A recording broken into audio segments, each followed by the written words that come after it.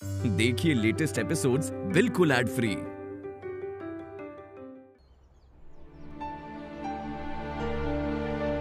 आस्था, पापा को तुमसे मिलना है, वेट कर रहे हैं कमरे में। क्यों मम्मी? पता नहीं, जाओ जाकर मिल लो। दीदी जाओगे तो खुद ही पता चल जाएगा ना। दो बैग दो, जाओ। पापा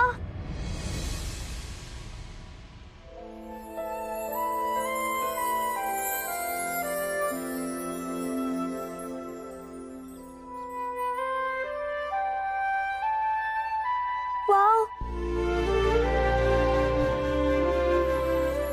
आस्था, ये सब क्या है पापा?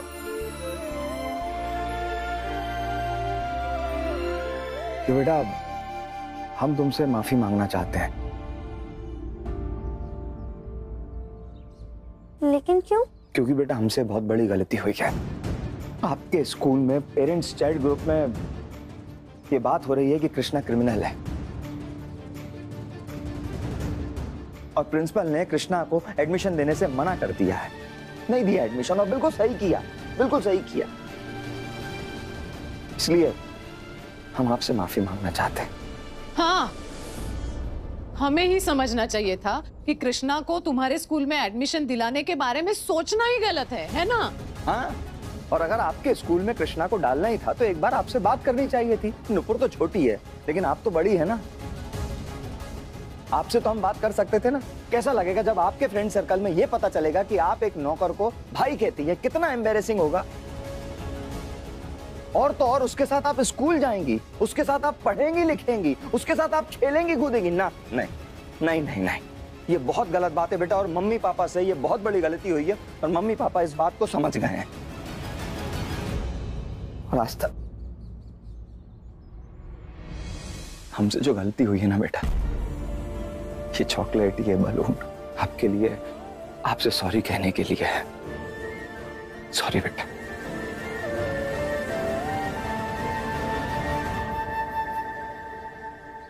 आई एम सॉरी बेटा।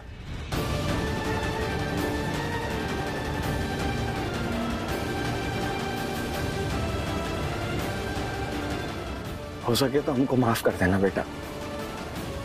और हम आइसक्रीम भी खा सकते हैं। हाँ, प्रॉमिस, कृष्णा को नहीं लेके जाएंगे। जाओ जल्दी जाके कपड़े बदलो, जाओ जाओ।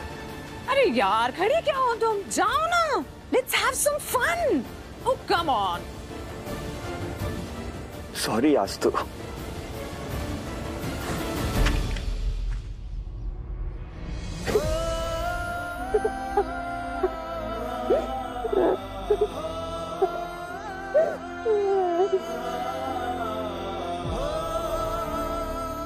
चुप चुप चुप, बिल्कुल चुप, सोते नहीं, चुप चुप चुप।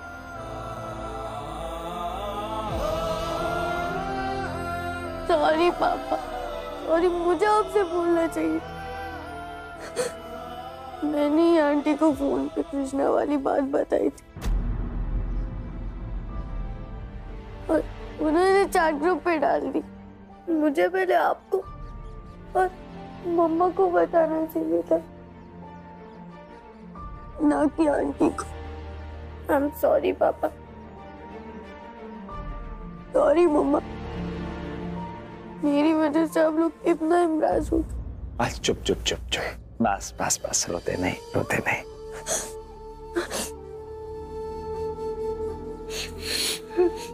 अशोक जी, हमारी बेटी बड़ी हो गई, समझदार हो गई, खुद ही समझ गई कि गलती कहाँ हुई है ना? आस्तु, इधर आओ।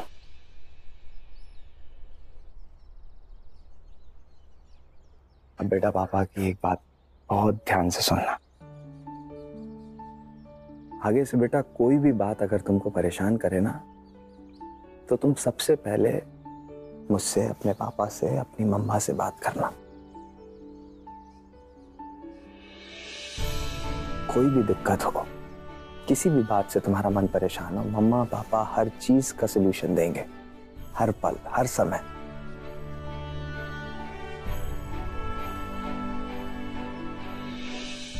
और एक बात हमेशा याद रखना आस्था,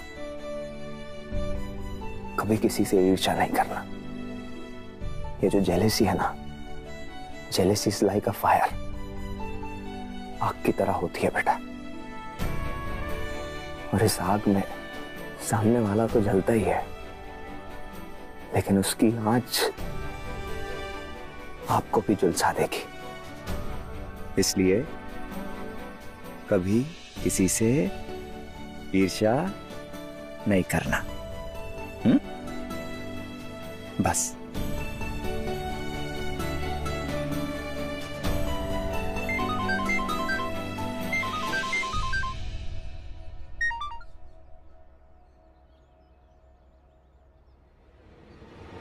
क्या क्या हुआ यशोदा जी?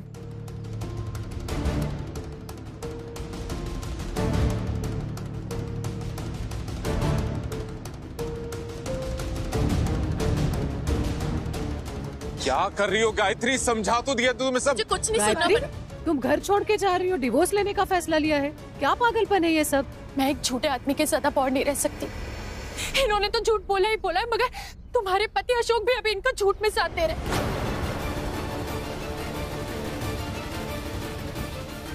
मुझे लगा वो तो इन्हें समझाए, इनसे पूछेंगे कि ये सच बोल दे, मगर वो भी अपने दोस्त की झूठी करतूतों पे पर्दा डाल रहे। देखो तुम्हें जाना है तो जाओ, लेकिन इन दोनों को बीच में घसीटने की जरूरत नहीं है। यार तुम्हें समझा समझा के थक गया हूं मैं।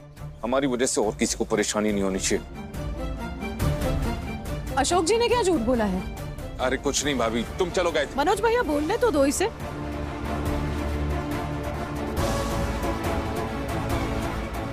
बोलो गायत्री, अशोक जी ने क्या झूठ बोला है? यशोदा, अशोक भैया ने मनोज को बचाने के लिए कहा कि उन्होंने इनसे 1 लाख रुपए उधार लिए, वो भी कैश।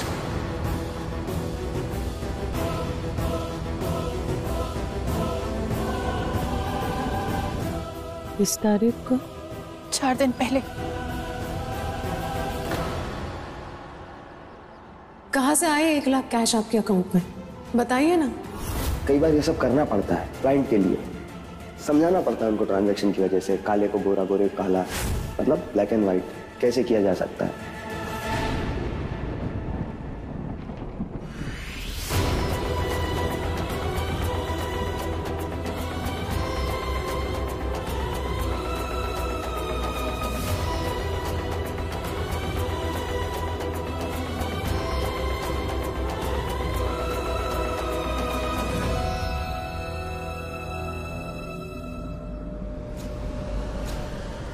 बताइए ना, क्यों झूठ बोल रहे हैं आप? जवाब दीजिए ना।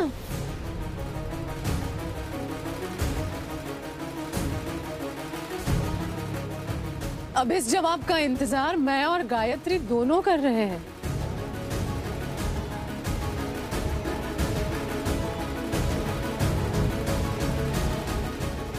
बोलिए ना।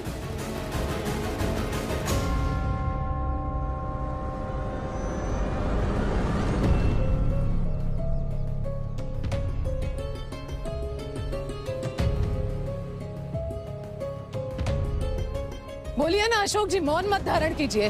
आप ही ऐसे रोड पर सवाल जवाब करना ठीक नहीं है, लोग क्या कहेंगे? जिसे जो कहना है कहे, सोचना है सोचे। इस सवाल का जवाब लिए बिना मैं यहाँ से नहीं जाऊंगी।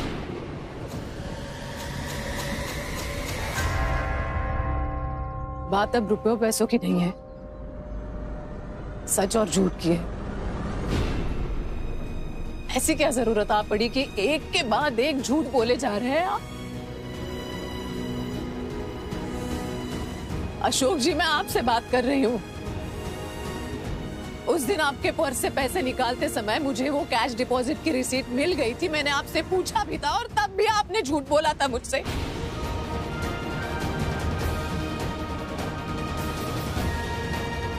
लेकिन आज नहीं, आज आपको बताना होगा कि इतने सारे झूठ क्यों बोल रहे हैं आप।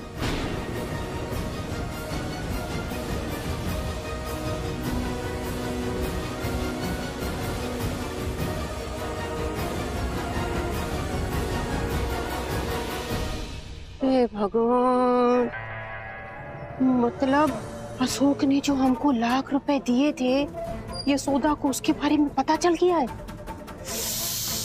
अरे ये चोरू का गुलाम अगर अपनी बीबी के सामने अभी बोल देगा ना, तो काम भी नहीं, तुम्हारे लाख रुपए गए पानी में। अरे भगवान जी बचा लेना। हाँ? मैं इंतजार कर रही हूँ अशोक जी।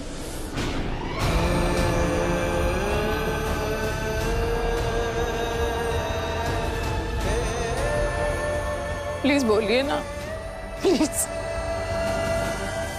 इस वक्त मैं कोई कयास नहीं करना चाहती, क्योंकि बात अब मेरे विश्वास की है।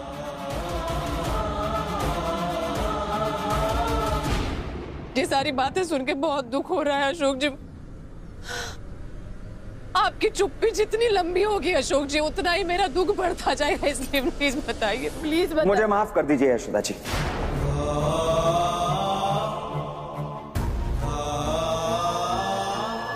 माफ कर दीजिए मुझे गायत्री भाभी। मेरी वजह से आप दोनों का रिश्ता दांव पर लग गया। मैं मानता हूं मुझसे गलती हुई है, मैंने झूठ बोला मैंने झूठ, लेकिन मेरा मकसद आपका दिल दुखाना या आपको धोखा देना नहीं था। सिचुएशन ही ऐसी थी कि मैं नहीं सच बोल सका। अभी भी नहीं बोलूंगा। नहीं बोलूंगा क्यों मैंने मनोज से 1 लाख रुपए लिए।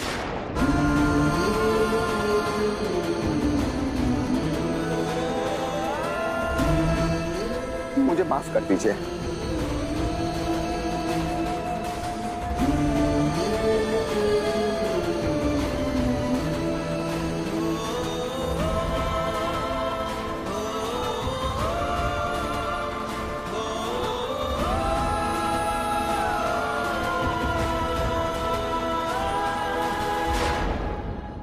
भगवान जी बचा लिया आपने हमें और हमारे 1 लाख रुपए को।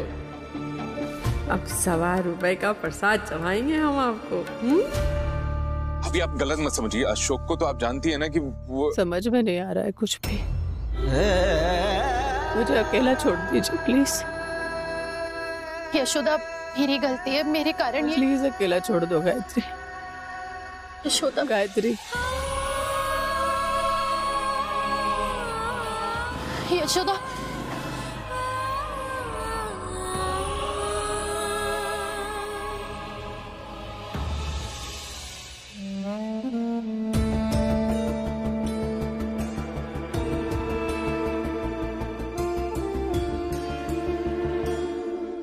क्या हुआ है आपको? आप उदास है? नहीं, ऐसी कोई बात नहीं है। सर जी, मैडम जी कहीं पे भी नहीं मिल रहे। मैं उन्हें कब से ढूंढ रहा हूँ। आपने उन्हें कहीं देखा क्या? वे भी देखा, यहीं पास वाली गली में है।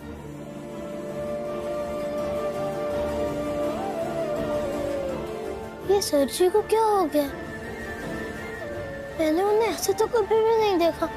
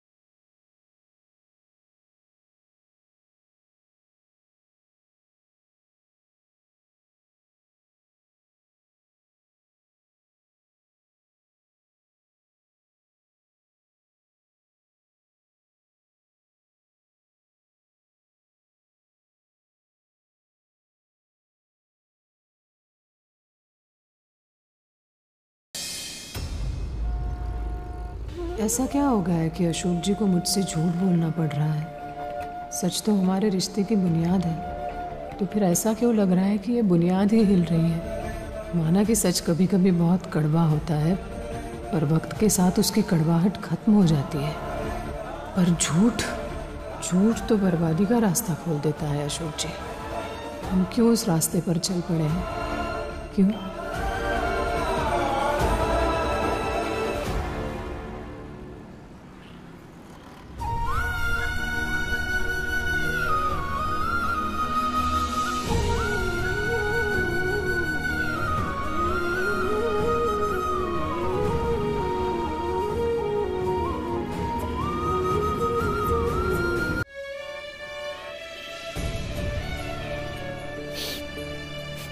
क्या हुआ?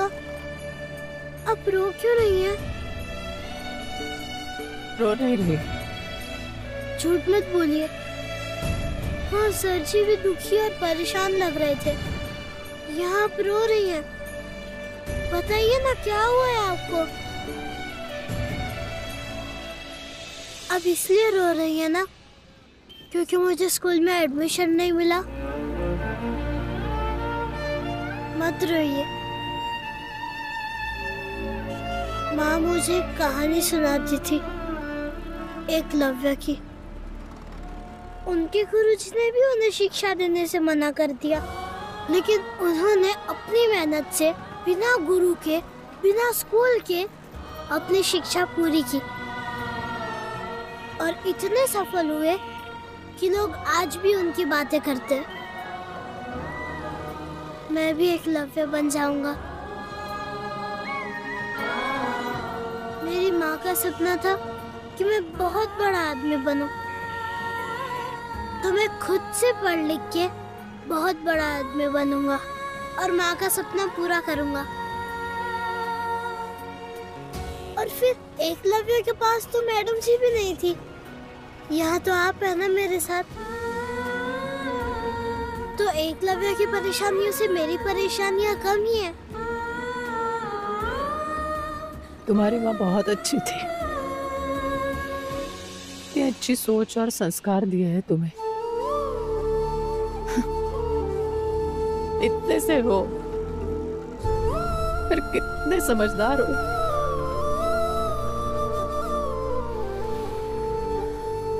एकलव्य नहीं, अर्जुन बनाऊंगी तुम्हें।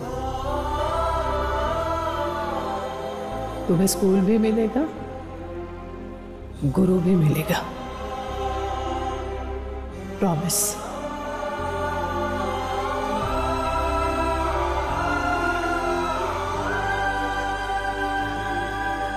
एक बात कहूं, जब भी माँ मुझसे नाराज होकर घर से दूर जाके बैठ जाती थी, मैं उनका आंचल पकड़ता था और कहता था कि माँ घर चलो, और वो मेरे साथ चल देती थी। घर चलिए मैडम जी।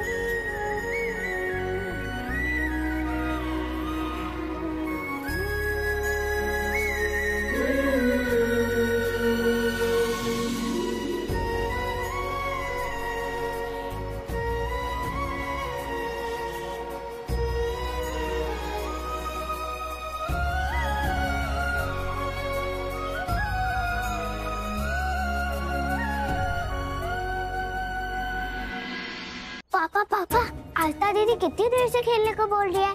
आप हमारे साथ खेलिए ना। हाँ पापा प्लीज। बेटा अभी आप लोग पापा प्लीज ना, पापा प्लीज, पापा प्लीज, पापा प्लीज।